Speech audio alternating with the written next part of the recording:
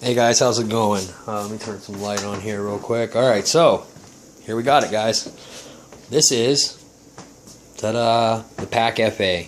Okay, so I had a Pak FA already. I've done a video on it already. I did a maiden flight, did a whole 9 yards, and I took it out for the 4th time I ever flew it. And for some reason, the right side servo decided to act up, and well, it crashed. So here we are. This is the new Pak. I recently got it. I changed out. I put my own servos in it. I actually have two regular change sun EDFs in it, and she is working flawlessly right now. This is just going to be a small, short little video on what I did to it real quick. We put our own servos in there. Those are FMS servos. I got those from Motion RC. They're not very expensive, but they are very good. They are pretty decent servos. Another thing that I've done on this plane is I put a little flap here. And you see what that does? That's, pow, look at that. Look at that. You could pull that callus off without breaking it. And then right back down she goes. So new EDFs.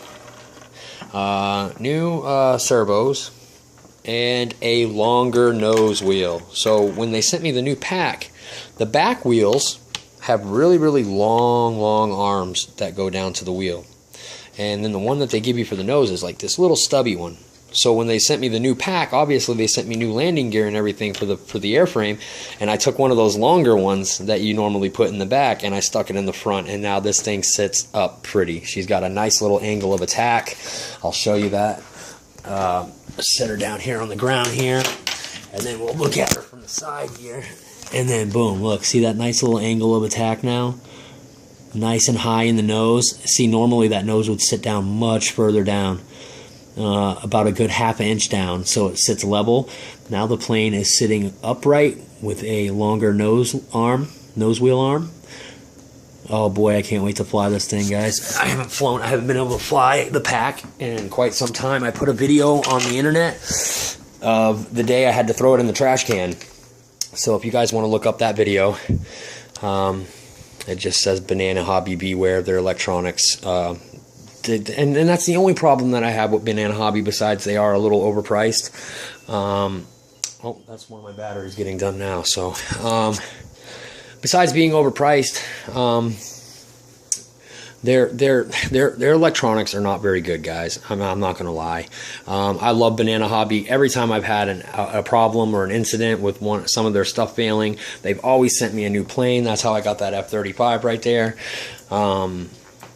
Which is in shambles right now because we're taking it apart because we are getting a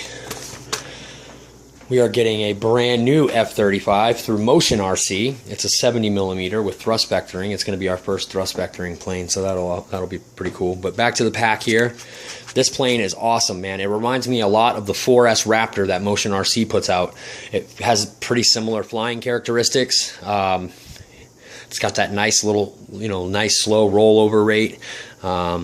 It turns on a dime. I mean, you can get this thing to turn around and then blast off like nothing. You can come to a dead stall with this plane, and the glide time on this plane is pretty phenomenal.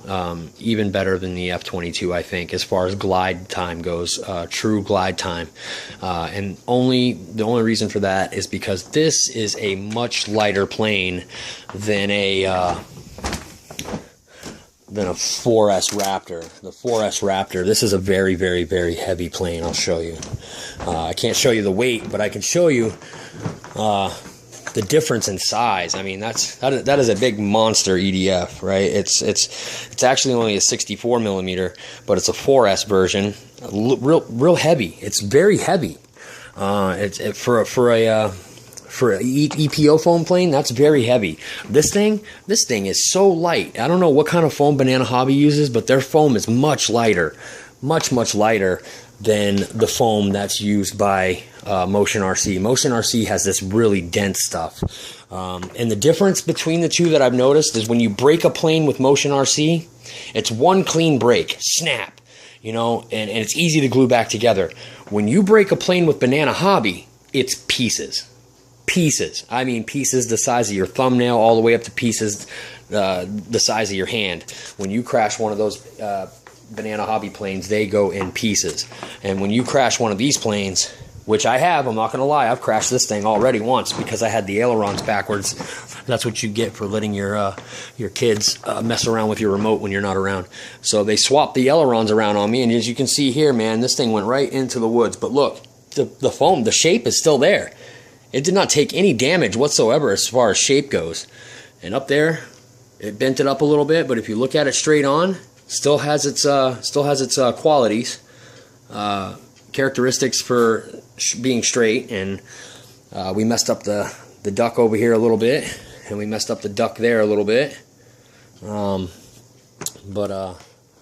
Yeah, she went right into the woods. I actually took off and went to go to the left, and it went right. It was awesome. Yeah, needless to say, it wasn't fun.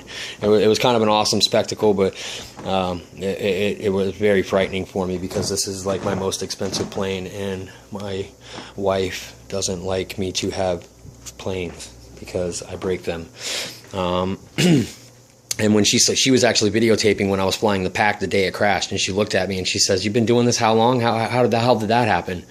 And I'm like, "Look, the servo must have been stuck on the right side. It was giving me full right turn. I would try to pull back to the left, and all it would do was really just straighten out. It wouldn't actually give me the and it would actually start going up. You push the left elevator, and now both elevators are up, so you actually start climbing. So it was a really difficult thing to try to come out of. So I just cut the throttles, and I said, look, I'm just going to let her glide to the ground. I'm going to hold the stick hard over and just let her glide to the ground. And she lost too much speed, and she nose into the ground, and she broke all the way back to here, busted this whole front into pieces, and it was busted all the way back to here. There was a big crack down the middle here. It was disgusting. So that's my video on the pack. I hope you guys enjoy this. Stay tuned for the flight. That is going to be tonight. I'm actually taking this out in a couple of hours, and I'm going to go maiden it. So we'll talk to you guys later. Have a good day. Bye.